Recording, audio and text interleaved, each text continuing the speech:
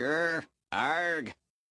Hello and welcome to the Mixtape Podcast, a podcast where we talk about movies from a screenwriter's perspective, but also from a fan's perspective. We break the movie down scene by scene. And this week we are doing a fun horror movie. Not the best horror movie, but a fun one. We're doing Drag Me to Hell, released in 2009, written and directed by Sam Raimi, and also written by Ivan Raimi as well. And if you don't know what Drag Me to Hell is about, I remember when I saw this movie in 2009, I was like, whoa, this is great. And it is still great. Although Drag Me to Hell puts pretty much every single horror trope in it, I still love it. It's fun. So, a lone officer who evicts an old woman from her home finds herself the recipient of a supernatural curse. So, the opening scene, we're in Pasadena, California, 1969. A young boy is brought to a medium who lives in this amazing house. And his parents say he stole a silver necklace from a gypsy and now he's cursed. Now, we tried to give the silver necklace back, but the gypsy was like, nah, not having it. He's done the crime, basically going to do the time. And they bring him into this mansion. And before the medium even starts like to kind of exercise and to kind of work out what's going on, the little boy is thrown over a balcony, the floor opens up and like hellfire bursts from the floor, and there's these hands that come up from hell and he gets basically dragged down to hell. I like this opening scene because it's going to be a throwback to one of the final scenes in the movie, but it also shows this is the movie you're watching. We're not messing around because we're literally dragging a child into the depths of we're ripping his soul, and he's going to be in hell and burning for all eternity. Now, this medium that they take him to, she's Spanish, and there's no Spanish subtitles. Right? So she's at the end of the movie, she's at the beginning of the movie, and even when you turn subtitles on, I don't know what she's saying. So I'll be asking you, Marcelo, what was she saying? And what do you think of the scene? The scene I thought was a great framing device because, like Dean said, we are shown the scene in the movie to basically tell us that Sam Raimi and his relative aren't fucking around and that they're going to kill children. I really, really like the scene because it served as a great framing device for it, and it showed that this film is not fucking around, like I previously said. And basically, to answer Dean's question, what the Spanish lady was saying was your basic standard devil shit. It was nothing okay. amazing. Okay. You know, it was just basically your standard shit, basically. But I thought this opening was great because I like the way that it framed the movie. Yes, I did too. So now we get the opening credits, and this movie does kind of similar to Wrong Turn, where you get information while watching the opening credits, which I actually really like because and Marcelo knows this about me, I don't like watching opening credits. I don't care who the gaffer is. Sorry, dude, whoever you are, I don't care, right? Nobody cares. I just want to see the movie. But in these opening credits, it basically tells us that when a person is cursed, it takes 3 days for the curse to develop, to take effect. After that, the demons will be after you until ultimately the demon will drag you to hell. So that's a little bit of information given in the opening credits. And then we meet Christine, which is our protagonist of the movie. I really like the casting of this actress because she's just really mousy looking. She's really innocent. Like, I just want to do the right thing. I like the casting. Anyway, she's a loan officer, works in a bank, and she really wants the assistant manager position. And her boss tells her that it's between her and this new guy, Stu, because he thinks she's not aggressive enough. So he doesn't know if he wants to choose her for the position. And then we meet Christine's boyfriend, which is played by Justin Long, and they're cute. You know, they love each other, and he collects old coins. She finds a coin because she works in a bank, like an old 1929 penny. He grabs the penny and he puts it in an envelope and he seals it. And that is a setup to what is going to happen later. It's subtle, but it's a setup, and I love it. And then we overhear a phone conversation of Justin. I'm just going to call him Justin because I can't remember his name. I don't know what his name is. with his mother, and his mother does not approve of her because she's just not good enough for him. I don't know if we needed that.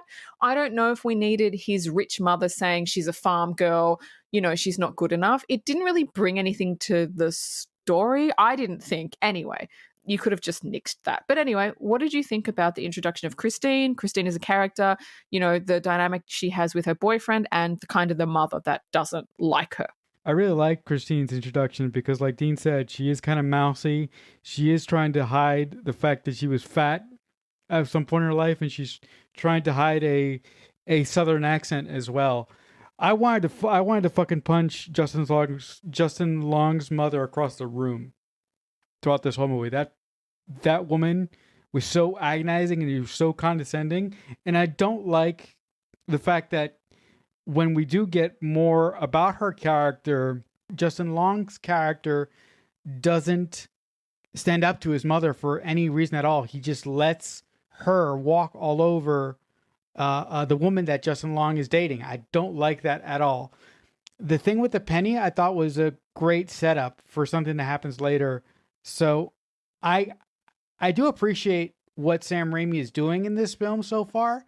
So an elderly woman enters the bank, sits down in front of Christine. She's asking for an extension on her house loan, and if she doesn't get it, she'll lose her home of 30 years. Now, Christine looks at the paperwork and says, "We've given you 2 extensions. I don't know if we can give you another one." She goes, "Please, I'm going to lose my house. I don't know what to do. I don't have the money yet. I'll get it." So Christine goes to her boss and says, "I don't know what to do." And the boss says, "I leave it up to you." And so she thinks about it. And she tells the lady, "No, I can't give you an extension."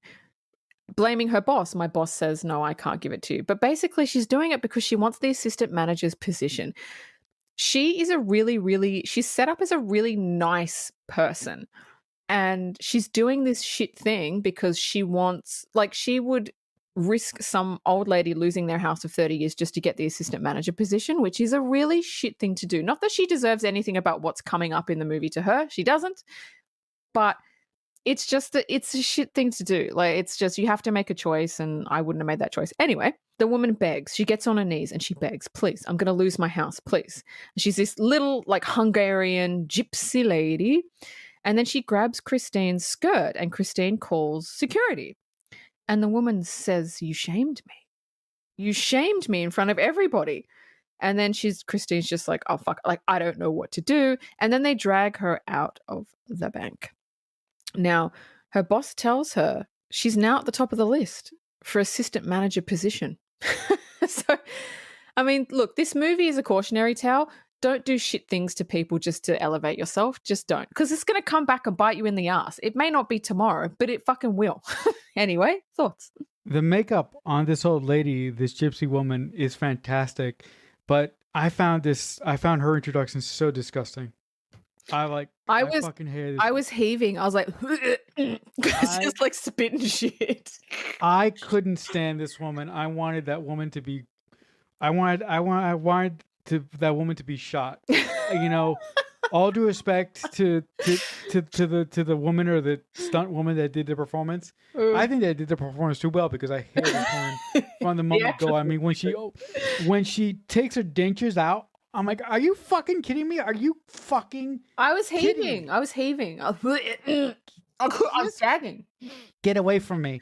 Also, the conceit for this movie is that this person gets condemned to hell because she doesn't give a gypsy the loan to her house.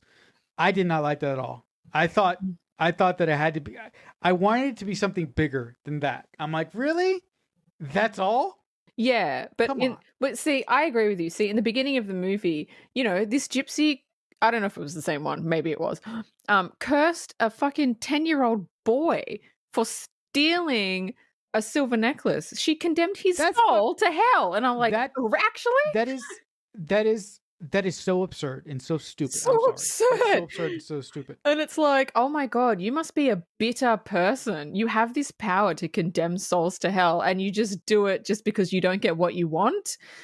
Look, yes, I needed something bigger, but again, this is not a serious movie. The absurdity that is going to happen in the movie just makes you go, oh, it's not supposed to be serious.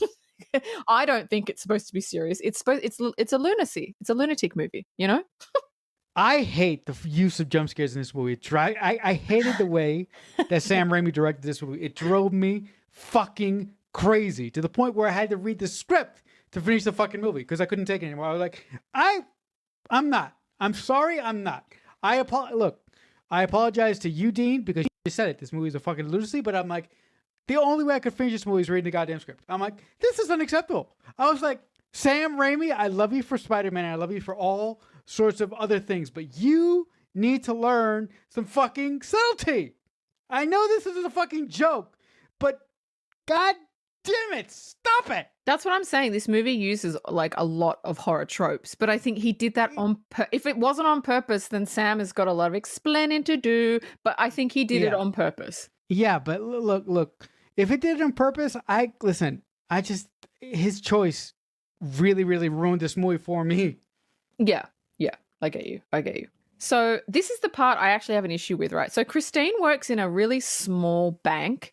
It's not in a shopping center or anything like that. It's like you can see outside and there's like a small parking lot. It's like it looks like it's in like a small town, right?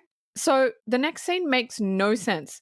Now Christine is walking in a parking lot, in a massive parking lot. Like that would not be where she works. They would not have that where she works because there's parking outside. Why did she park there? So the parking lot scene was written in because it's like, ooh, when there's a parking lot scene, you're trapped, it's dark, there's no one there. Like I get why again, it's another trope. So she enters the parking lot that is obviously not connected to the bank in any way, shape or form. She gets in her car. She sees the woman's car parked like across from her and she's like, oh shit. So she gets into her car and the woman is in the back seat. Now listen, if anybody has ever seen the movie Urban Legend, which is one of my favorite horror movies that we may or may not do on the show in future seasons, when you get in your car, you always check the back seat. You always check the back seat. I don't know why people don't do that because, this is in a horror movie. Well, you know what? Serial killers are real and they hide in the backseat. Always check the backseat. Anyway, I'm fucking going on a tangent. So she doesn't. The woman is sitting there and they have like the most elaborate, absurd, dramatic physical fight I may have ever seen in a movie between an old woman and this mousy girl. And the lady ends up pulling a button from Christine's shirt and infuses a gypsy spell into it and then hands it back to her saying, now you will be the one come begging to me. And that's it. And then fucking Christine passes out. What'd you think? I thought the setup for this fight between Christine and the old woman in the car was great. It was absurd. I find it disgusting how this woman wanted to like suck Christine's skin at one point. I'm like, really? Are you This film is gross. It's so gross. This movie is so disgusting. Look, and I've seen Slither, folks, and this movie I think is worse than that shit. All right, the next scene. Christine and her boyfriend are walking down a street and they pass like I'll call him a tarot reader, but he's like a medium tarot reader. I just refer to him as the tarot reader because it's just what I can remember. And she says she wants to get a reading and her boyfriend's like, oh, this is stupid. She's like, no, I feel like I need to get a reading. So he's like, okay. She goes in. The reader holds her hand and basically starts getting flashes of demons. And he kind of is taken aback and he's like, you know what? Free. This is free. Go, basically get the fuck out of here. I don't want anything to do with you. And then she's like, no, please tell me, like, what did you see? Because she knows that something is wrong because she just can't pinpoint what it is. And he says, a dark spirit has come upon you. Perhaps someone has put a curse on you. And then she realizes the woman that was speaking the Hungarian gypsy words into the button and gave it back to her, that may have been what it is. Because she can't put a finger on it. But he's just basically said what she was thinking. Now, Christine is a logical person. She doesn't believe in any of this BS, in fucking tarot readings or anything like that. But since this has happened, too much weird shit has happened to her, subtle weird shit, to make her kind of not believe. So and this is kind of the change in her. When he tells her that for the character, now she's starting to believe. Before she was like, oh no, it's probably not. But now he's kind of confirmed what she's been thinking. And now her character goes on like this arc of trying to figure out what the fuck is going on. Thoughts? The tarot reader guy was actually my favorite character in the film Yep. because I thought that every scene that he had, he was helping the main character figure out what was actually going on with her. Justin Long's character was just an idiot and a doubter most of the time. Look, I like Justin Long, but his performance in this movie was just annoying to me. I'm like, you're not helpful at all.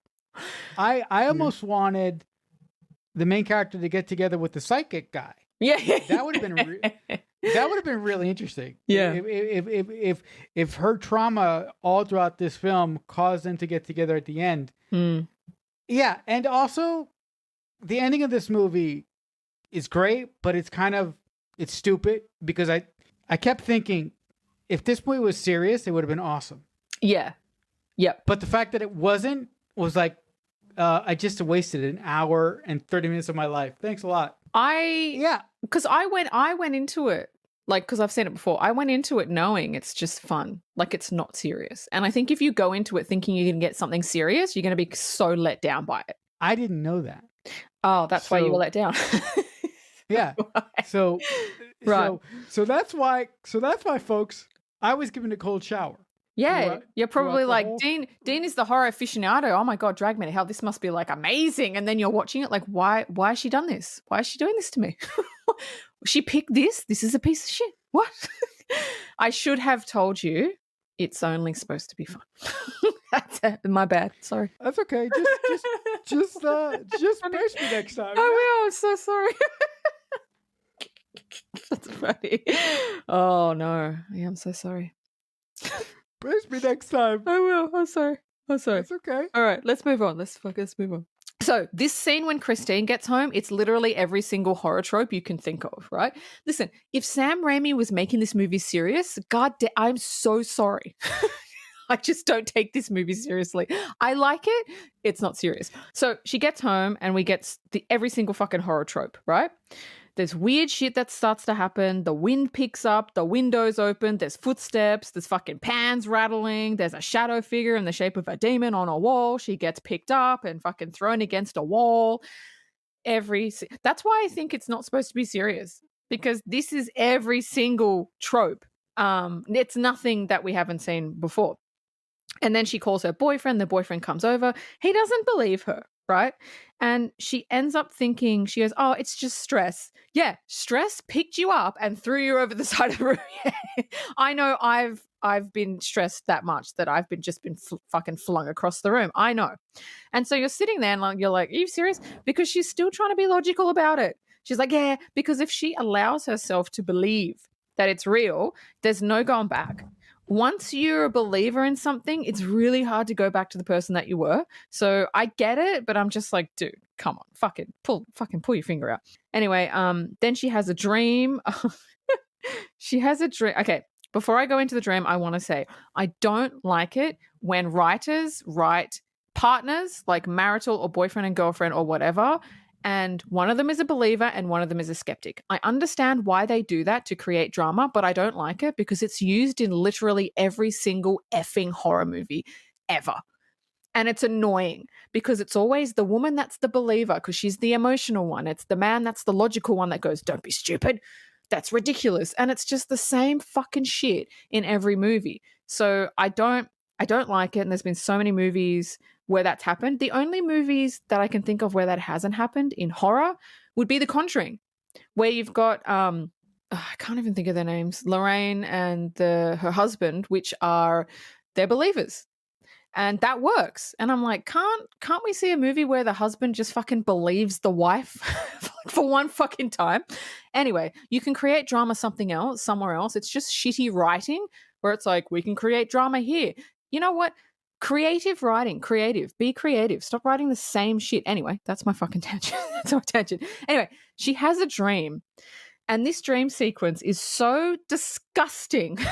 I was like, I was gagging. That the old lady, she turns around, the old lady's in her bed, and the old lady basically like throws up bugs into her mouth, and there's like this goop. Look, it's so gross. It didn't need to be in there. So I think I know what you think. Tell me anyway.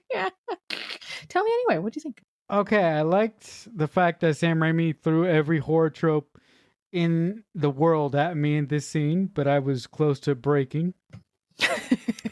But yeah, I know. That scene where the old lady showed up and vomited the flies and all the goop came out of her, I was like, okay, that's it. Fuck you. I hate this movie.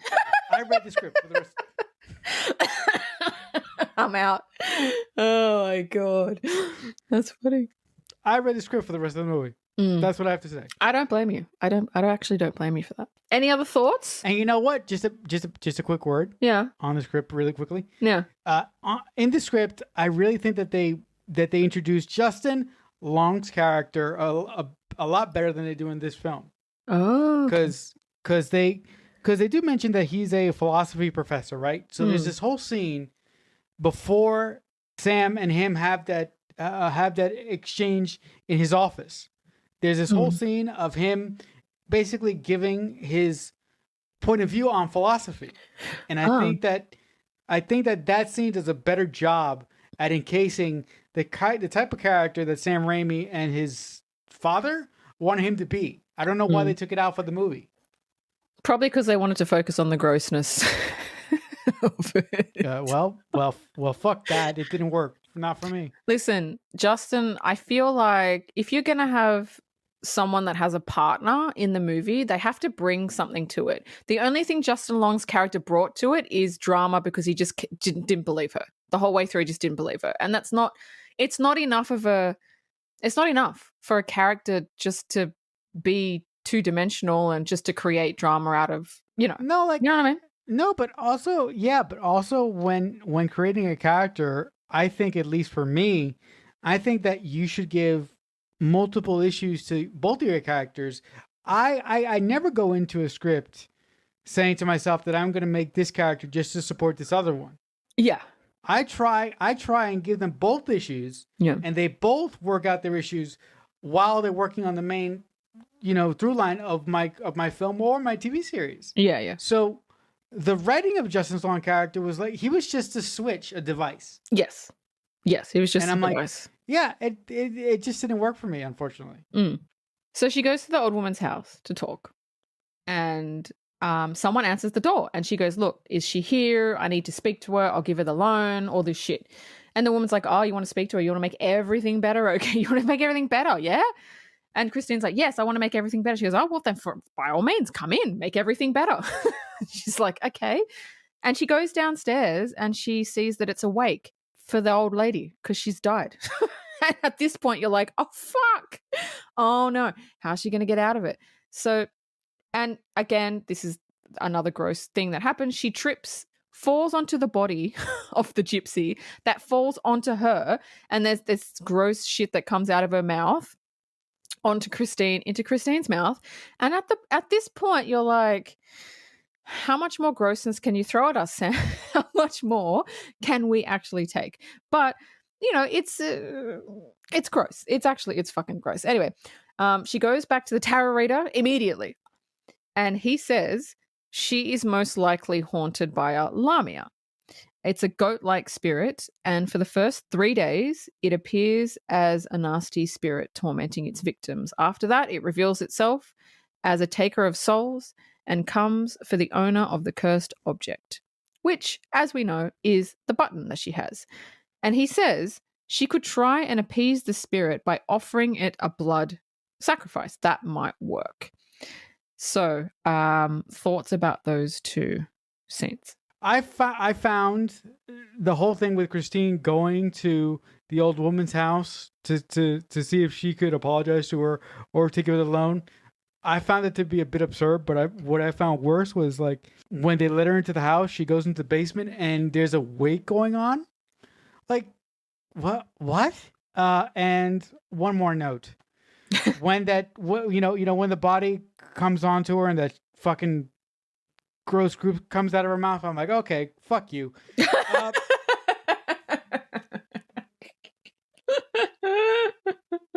Yep. I'm laughing because I can imagine you going, I'm going to fuck Dean up. I'm going to fuck her up. I'm going to fuck her up for doing this to me. She's dead. I'm going to pick the worst fucking movie. I'm going to pick a movie she fucking hates and I'm going to fucking put it on the list. Fuck this bitch. How could you do this to me? I can imagine. I'm not even going to apologize because no. I'm not saying sorry. I know, but folks, you think she's joking, and no, I've already plotted my revenge. Of course, I know. Fuck, I'm not joking. I know you too well. Listen, I really like the fact that after all this absurdity happens, she goes back to the tarot reader, and for goodness sake, we finally have a character who's taking the situation seriously. Yeah. So I like that this guy gives her very, very various options of how the fuck she could get out of this. Yeah. And I really like the fact that he's the only one in the whole movie that believes her. Like, it would have been really cool if the main character of the story was married to him instead of Justin Long. Yeah. That would have been great. Yeah. But unfortunately, that's not what we didn't get that. No. That's what we didn't get. No. So, yeah, but off we go. All right. So now she's at home. We get more tropes. She starts seeing a demon goat figure coming up, like shadow coming up the stairs, and then it attacks her and it's flinging her up in the air and across the room. Next minute, she's after her fucking kitten with a knife because it's a blood sacrifice. But like a scene ago, she was like, "Oh, I'm a vegetarian. I could never hurt it." And you're like, "I'm gonna fucking kill a fucking kitten." It didn't take much for her to kill her beloved fucking cat to save her own ass. But the thing that really gets me is all of this is shot during the day.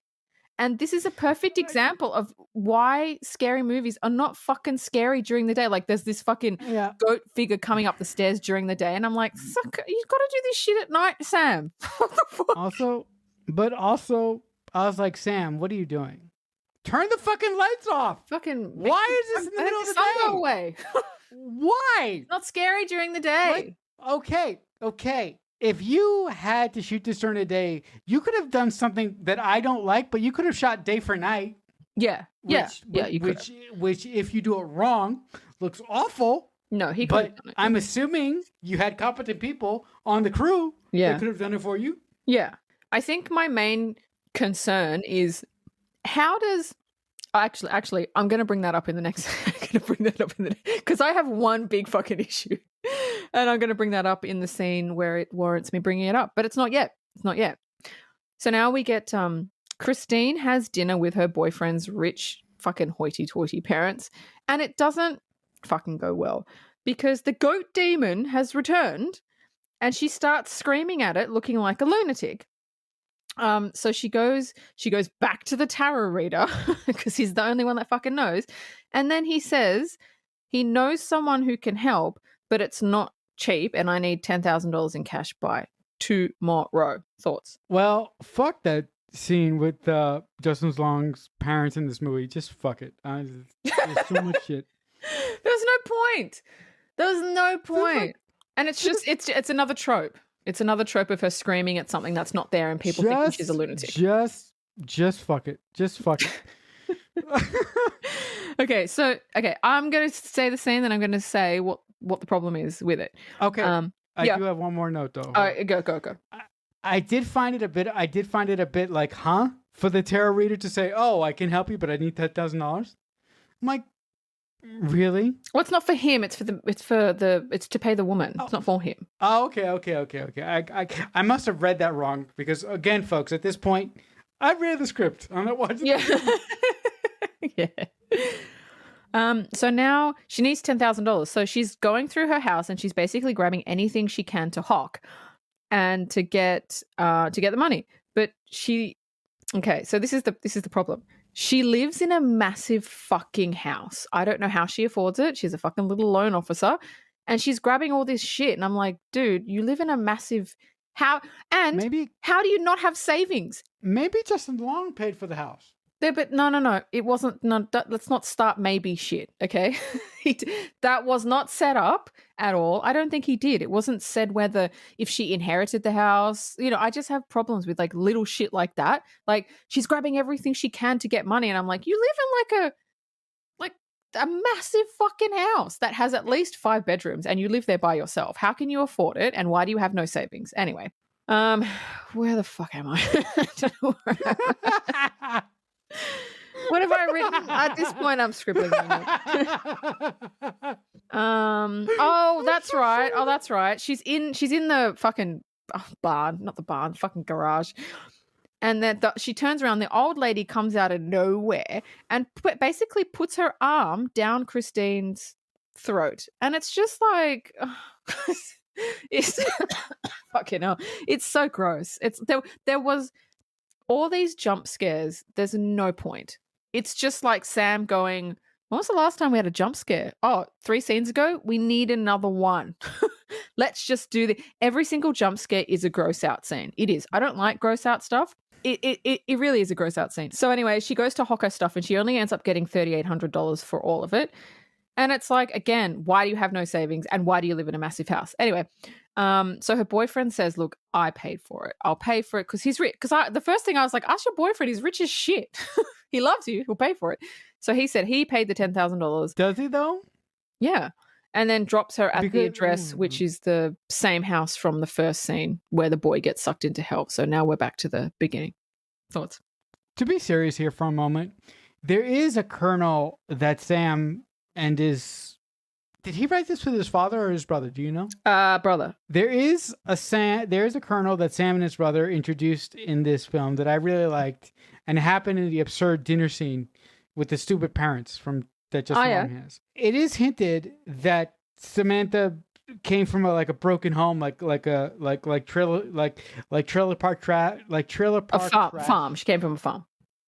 A farm, right? Yeah. And it is pointed out that her parents are alcoholics. So I'm like, I would have really liked some exploration on that, and maybe the fact that she left her family behind on the farm and came to make something for herself in the big city, per se, could have played into the whole reason that the Bruja woman or the witch got pissed at her when she did Out of the Loan. That would have been more interesting. Yeah. To me. Yeah. So Christine goes into the house and meets with the same medium as the start of the movie, but obviously it's like 30 years later, so she's a lot older. And she said she's been waiting to have another chance to get the demon. So now we're in the house, and it's Christine, the tarot guy, the medium, and her assistant. And what have I written? Oh, they're all. Oh, and she brings in a goat. So basically, her plan is to get possessed by the demon, and then put the demon into the goat, and then kill the goat. That's the whole. That's the whole thing. Plan. Right. That's a good plan. Right. That's a good plan. Fine. So they begin the ritual of calling in the demon. Now, she summons the demon, but opens the door to the spirit world because she has to in order to let the demon in. And all these ghosts come in, and they surround the table. But she quickly gets rid of them. That would have been a cool scene. Like all these dead ghosts come in and then quit, and then just as they come in, she's like, "No, we don't need you," and they go away. Sam, that would have been a cool scene to extend it by doing something with these cool ass looking ghosts, but you did nothing. That would have been cool. Also, the scene would have worked if the main character of this movie was trying to run away from something or change her past, right? Yeah. And had hurt some people back on the farm. And how cool would it have been if the ghosts would have been visions of the people that she knew in her past before she moved to the big city to make something of herself? Yeah. Yep. Yeah, that would be cool. If Sam and his brother found a cool way to tie it in, yeah, that would have been cool, but they didn't do that. No. So now the demon comes forth and inhabits the medium. And then it's put into the goat, but then it jumps to the assistant, and then the medium, and it's just such a he turns into a vampire from Buffy. That's what he looks like. Although, Marcelo, you don't know what I'm talking about because you didn't fucking see it, but he turns into a vampire from Buffy. It's the same fucking makeup, I swear to God. And then he starts doing like a dance in the air. Like, it's just stupid, but again, it's supposed to be stupid. The medium banishes the demon from the assistant, but ends up dying in the end. And Christine thinks it's over, but the tarot reader tells her all the medium did was drive it out of the assistant. She didn't actually get rid of it, and it will still come for her. he tells her, I think this is so funny. He tells her she can give the button to someone else to move the curse to another person, which he literally could have told her at the beginning of the movie, right? If that's all she had to do, fucking no movie. I get it. But it's like, and so he puts the button in an envelope and seals it. Then the scene next to that, like directly after that, is she's in the car with her boyfriend, and he slams on the brakes, and the envelope that she's holding falls on the floor with all these other fucking envelopes and like papers, and she picks it up and she puts it in her pocket securely. And that's I actually like that. I like that because it's a setup and it's about to be paid off. I like that. And if they kept it, that's smart writing. And if they kept it like that and not made it gross out and not made it like tropey and funny, then I think this movie could have done really well. Anyway, what do you think about the whole exorcism thing? The button in the exorcism thing. Yeah, no, I mean the exorcism thing was it was okay. It was okay. Yep. Mm-hmm. It was okay. However, the psychic turning into a vampire and flying in the air, useless. When I read that when I read the psychic telling Sam that all you have to do is give the button to another person, I was like, what? That's pretty fucking critical information. Do you know what's funny? You should have gave me a fucking hour ago. Actually, in the scene, she actually says to him, "Why didn't you tell me this before?" And I'm like, "Oh, good." But then he says, "Oh, because putting a curse on someone else is bad." And I'm sitting there and I'm like, "Bitch, I've got the curse. What about me?" Fucking hell. Oh, fuck you.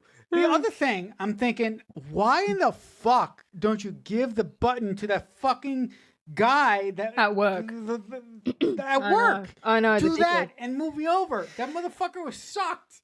Yeah. So there's There's a guy at her work named Stu. I didn't bring him up because he's just a fucking nothing burger. He's a fucking idiot, and I would totally give it to him. Give it to the fucking idiot, or give it to your fucking boss. I know, but she's too nice. That's the problem. Anyway, so she's trying to figure out who to give the button to. When she asks, she goes back to the tarot card. There's this whole scene in a fucking diner, and she calls Stu, which is the guy she worked with, and he starts crying, going, "Please don't tell my dad I did this and this," and now she just feels bad for him, and so she just goes, "Don't worry, I would have. Here you go, fucking fuck off." But anyway, she feels bad because she's fucking nice. So she goes back to the tarot reader and asks, "Can I give it to someone who is dead, who has died, who has passed away?" And he says she can, which is something he could have again told her before. So she goes to the cemetery, which the cemetery scene is my favorite scene. It's just the way that it's shot is really cool. The visuals were really cool. The shots that he used were really cool, and just the way that the cemetery looked was really cool. I know you don't know what I'm saying, but if you just go back and watch that scene, it was cool. Hold up. I read the scene, and then guess what? I went back and I watched that scene only. Oh my god, amazing! So you agree? It's really, really cool how it looks, and it's raining, and it's just really cool. Very cool. So, very cool. She digs up the grave of the old lady. She goes, "Fuck this bitch! I'm gonna this curse back to this bitch." Right? She digs it up. She opens her coffin, and the old lady obviously is in the coffin, in the coffin. Yeah, in the coffin. And she basically has the envelope and she says, "I give this back to you," right? And she shoves it down the old woman's throat. Now, it's raining so hard that the grave that she's dug actually starts to fill up with which would never happen, but it's fucking horror movie. So it starts to fill up like a pool. And then the body of the woman kind of floats out of it. And look, it's not a gross out scene, but it is a really, really cool scene. And to be honest, like there's this whole thing where she's trying to get away from the body of the woman and she can't get out of the grave because she keeps slipping on the mud, and then she goes under the water and then she comes up and she gets out. That actress must have had nightmares about that dummy corpse. I would.